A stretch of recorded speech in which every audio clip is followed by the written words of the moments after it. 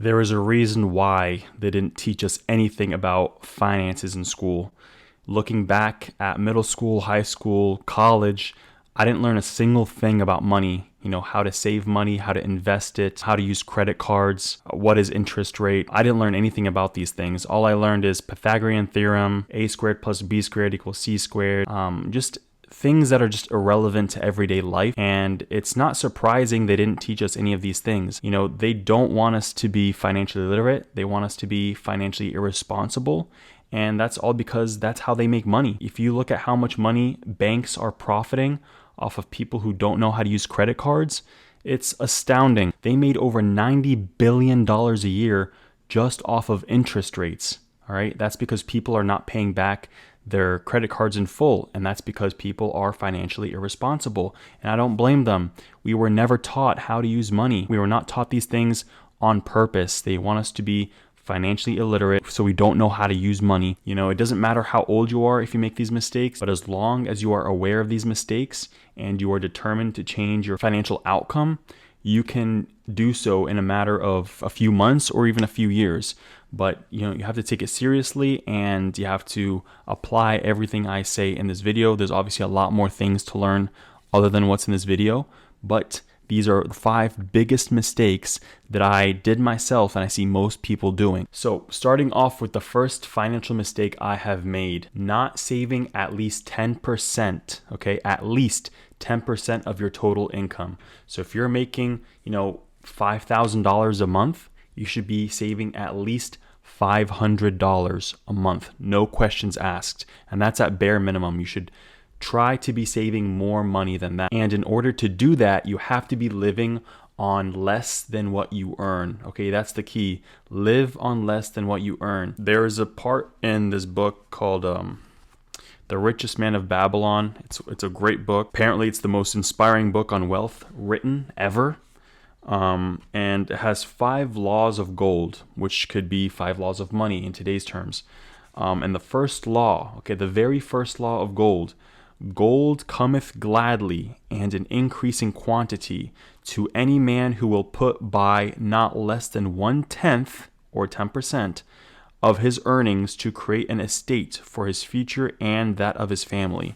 And the reason why this is the first law of gold or the first law of money is because without you having any sort of savings, you can't have your money work for you. And that is the whole point of being wealthy.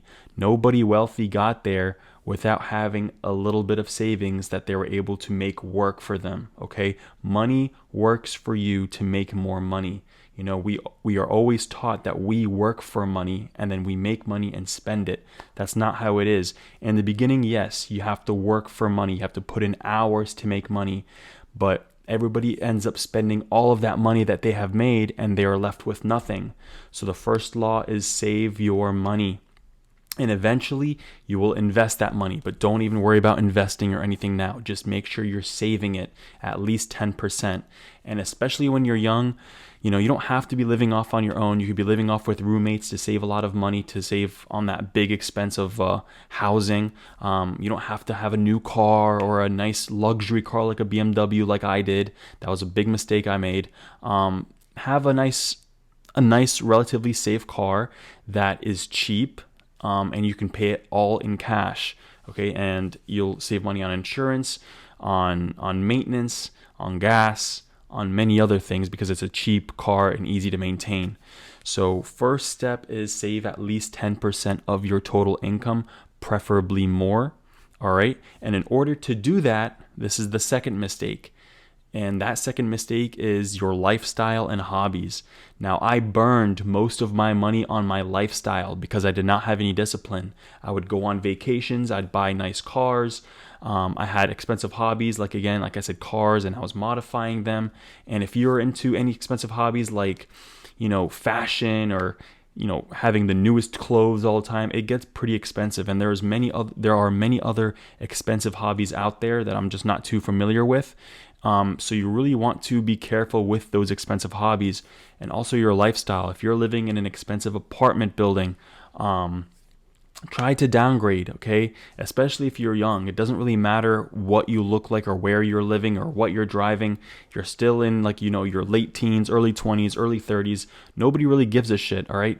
Make sure you are living well below how much you are making. Your lifestyle is not affecting how much you're saving, right?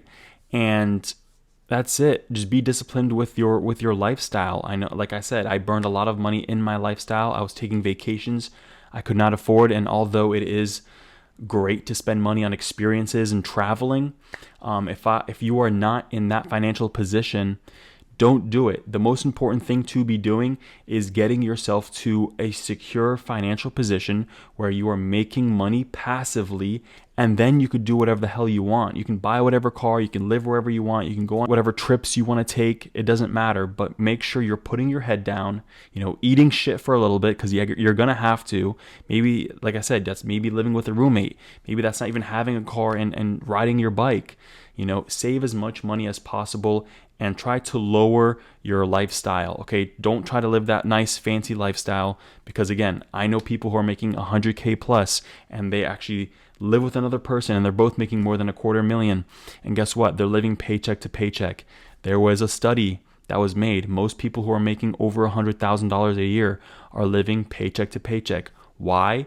It's not because of how much money they're making. It's because of the lifestyle that they are living. As soon as their money comes up, their lifestyle goes up. Their vacations are better. Their car is nicer. Their apartment's nicer, So try to maintain a lifestyle where it allows you to save as much money as possible, and don't burn all your money you're making on your lifestyle, okay? Lifestyle and hobbies, okay? The third thing is not putting money to work. So this sort of ties back in with number one, saving at least 10%. After you've saved a substantial amount of money, first thing you want to do is have 3 to 6 months of savings, of emergency savings, and that's about 3 to 6 months of living expenses. So if you spend $3,000 a month on rent, car, insurance, everything, food, everything is $3,000, you want 3 to 6 months of that. So anywhere between $9,000 to about $18,000 you want to have saved for an emergency fund. And that's the number one thing you have to save for first, because you never know what's going to happen. Something like COVID could happen. You could be out of a job, out of employment. So it's good to have that cushion just in case things hit the wall, right? So have that cushion first. Once you've saved your emergency fund, then you save for investing, all right? Don't worry about the stock market or where you should invest your money, but just save enough money so you can invest, right? Make your money work for you. And now this is more of an opinion that I have. I don't think you should be investing in the stock market if you don't know what you're doing. You should not be doing options trading or day trading, okay? Most people who do invest in these things lose their money. I know people hear, but the stock market over time, it's making 8% over the past 75 years, blah, blah, blah. Sure, if you want to be a millionaire by the time you're 65, go ahead and invest in the stock market. But what I recommend you do is invest in cash flowing, appreciating assets. And there are a lot of businesses online that can make you that money, that don't even require money to start. YouTube, for example. How many people from YouTube do you know, or do you know of, that are making a lot of money on YouTube? Selling courses is another example. Affiliate marketing, starting your own Shopify store, which is like your own website, and having a product that you can market and have people buy. You barely need any money to start that up. I personally have an Amazon business that I started in 2018. I only needed $5,000 to start that business, and just a lot of time and a lot of patience. And what that does is, it's going to be making you cash flow. It's going to be making you money every month. All of these businesses will. Most of them don't require money up front. And you can eventually sell these businesses for more money. So if you're making, I think, like $200,000 a month, $200,000 a year in profit, you can sell that business for like a 4 times multiple. So for $800,000 to $1 million. All right. And if you're investing in the stock market, it's like what? First off, the stock market's manipulated. You know that. And you're going to get 8%, maybe 10%. You're not going to be making great returns, and it's very, very slow. And I recommend you put it in a cash flowing business first. Make that money first, and then once you have hundreds of thousands of millions of dollars, then you can put it in the stock market, and that's going to be making you a lot more money. Because $1 million invested in the stock market over 8%, that's 80 grand a year at bare minimum, But when you're investing like $1,000, what's 8%? 2,000. What's 8%? It's nothing. So worry about cash flowing businesses that could appreciate and make you more money. Start a business. It sounds daunting and scary, but focus on one business. Don't focus on multiple businesses. Focus on one that people show that are making money, okay? Because people on Amazon will be like, oh, I'm not making money on Amazon. It's so saturated. That's not true. 2018, they said that. It was not saturated. 2023, there's people still making money 5 years later. If there's people making money in that field, you can still make money. Just focus on one thing and get it done. All right, put your head down and get it done. So put your money to work after you have invested a good amount of money. All right, fourth mistake I made is high interest rate credit cards. All right, and credit cards in general. Now, credit cards are a great thing. I highly recommend you use credit cards, not debit cards, because you can earn points, you can earn miles, you can earn cash back. It's a great thing, and there's also like some level of security that is a lot better than having a debit card or using a debit card that the debit card does not have. But with high interest rate credit cards and having that balance on your credit card go over for the next month, you're going to accumulate a lot of interest. And that was my biggest mistake. I accumulated more than $30,000 in credit card debt. My credit card utilization was extremely high. It was over 80%, and it took me 3+ years to pay all that back. All right, and I paid more than $30,000 that I owed. I paid more like $45,000, $50,000 because of interest. And the whole point of credit cards is to get you into that deep debt where you're just stuck and you're not able to pay the full balance. That's what they want. They want you to pay those high interest rates because that's how they make their money. You want to spend less than 30% of your credit card limit. So if your credit card limit's 10 grand, don't spend more than $3,000 on that credit card and pay it off in full by the end of the month. Please listen to that advice, okay? Don't tell yourself, oh, I'm going to pay it back by the end of the month. Most likely you won't, all right? I know I didn't. I went on vacations I couldn't afford on my credit card. I bought things for my car back in the day when I had it that I couldn't afford.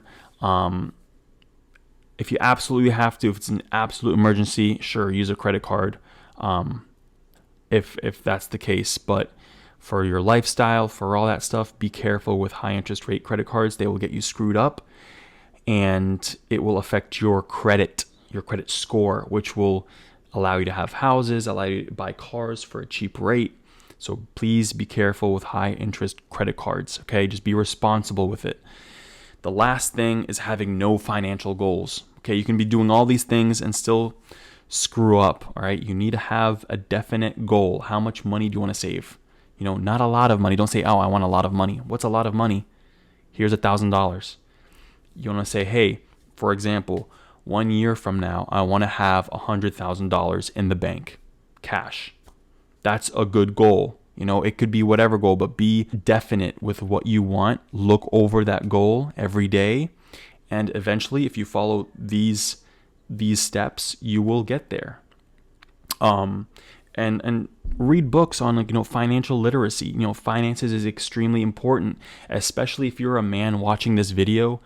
I think you being financially independent is extremely important. It's huge. Okay, you have to be financially secure. And I believe, I'm more of a traditional thinker. I believe that men should be the ones that are able to provide for the family. The woman should not need to work if she doesn't want to. She should be taking care of the kids, taking care of the house, and making sure everything's squared away at home, and she is your peace. She should not be needing to work, period. That's my opinion, and that's something I really value. You may not think the same, but if there are people out there making billions of dollars a year, What makes you think you just can't make $250,000 a year? I feel as if, most people today just work their 9 to 5, come back home, they're tired as shit, they watch their Netflix, go on 2 vacations a year, live paycheck to paycheck, and do this for 60 years, and that's all because of the lack of financial literacy.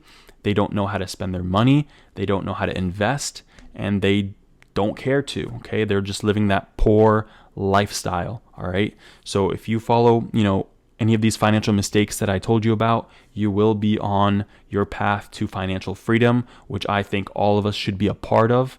But, money doesn't come to just anybody. Money wants to stay with someone who is responsible.